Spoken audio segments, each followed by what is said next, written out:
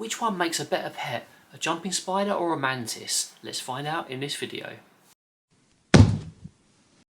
Hello everyone, welcome back to Spooderpods. I am David and today we are looking at jumping spiders versus praying mantises as pets. I frequently get asked which one people should get, which one's better for them, so I thought I'd make a video exploring the differences and some similarities between them.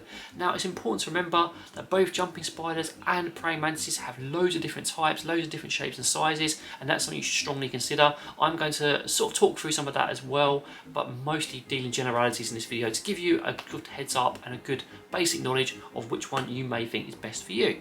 So let's start off with something that's a big similarity between both praying mantises and jumping spiders, and something that gives them an edge in my mind as pets over stuff like certain species of tarantula, isopods and other type of invertebrate pets.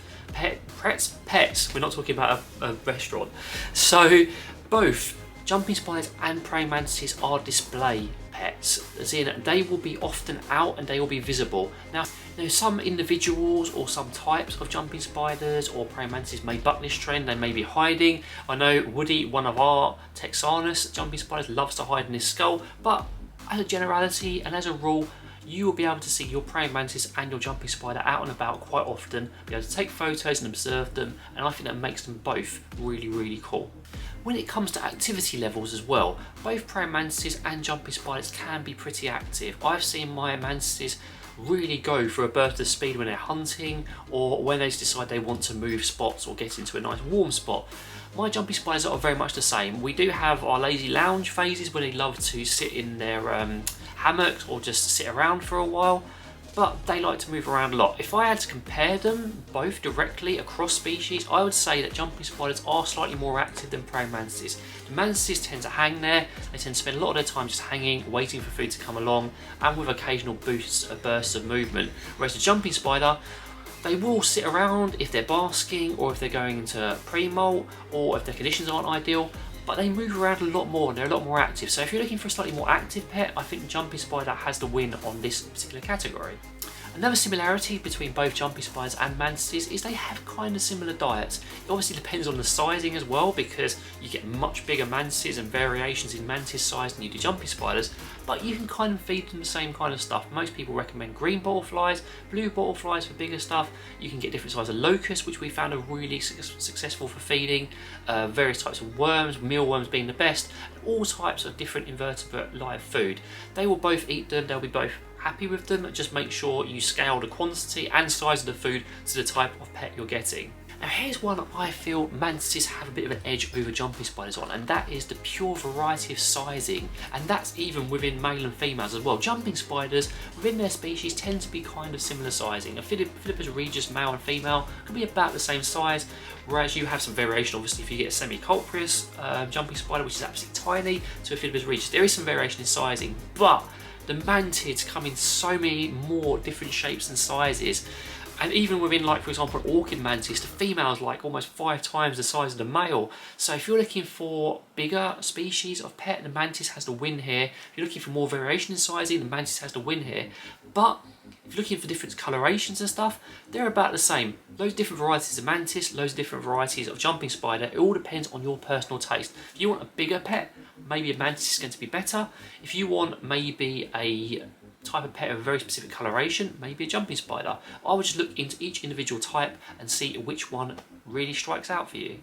I often get asked about husbandry as well, or which one is easier to look after than the other, and honestly I find them about the same. They're quite low maintenance. Mantises are quite low maintenance, as are jumping spiders. However, both will need regular humidity depending on the species, and I'll say mantises are a little bit harder because you do need to get that environmental condition a bit more precise. They're a lot less forgiving. You need to make sure that you're spraying them during summer at least once a day and making sure everything's nice and moist, whereas with a jumping spider they're probably a little bit more tolerant of that, especially if you're giving them regular food and they're getting most of their moisture from that diet.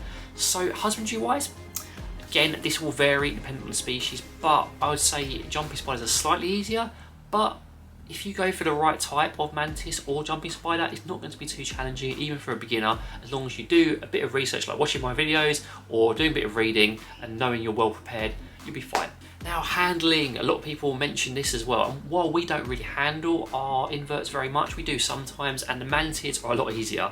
They do have bursts of speed, but they're happy to climb onto a stick. There's no worry about them just jumping off. Obviously some species of mantids do grow wings, so you have to worry about that. But so far, mantids are a lot easier to handle than jumping spiders. They're both a joy to handle if you do it correctly, you don't stress them out. But yeah, mantids are a bit easier, and they're also easier to photograph. And that's probably being unfair to my jumping spiders, you know. If you can get the right shot, you can get some beautiful photos out of both.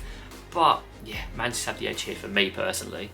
When you're looking at enclosure setup and costings, again, it's both quite variable, depends on what size of mantis you get, what type of jumping spider you get. Some can be very expensive, some can be cheaper. You just want to make sure you get the right enclosure with the right sort of environment for them.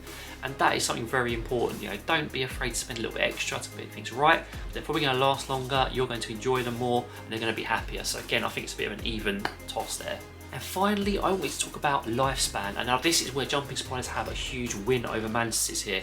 Mantises can last a reasonable amount of time if the environmental conditions are correct. However, they don't last as long as jumping spiders, and jumping spiders don't even last that long. For most jumping spiders, after their last molt, we're talking 12 to 18 months. For a mantis, we're talking about half that. So your mantis is not going to be around as long as your jumping spider, with occasional sort of variations within individuals. So do keep that in mind. If you want slightly longer lived species, a jumping spider is probably better for you. If you don't really mind that, mantis is completely fine. Just remember, the inverts are not always going to be around forever, even if you've got everything right. Try not to be too hard on yourself and just try your best. So guys, which ones do you prefer? I hope this video has helped you decide. There's loads of individual guides on the channel, and I'm going to be adding more and more as time goes on. I love both mantids and jumping spiders, so I keep both. If you have any of your own and you want to share stuff maybe I've missed, happy to hear from you in the comments. But in the meantime, take care and see you later.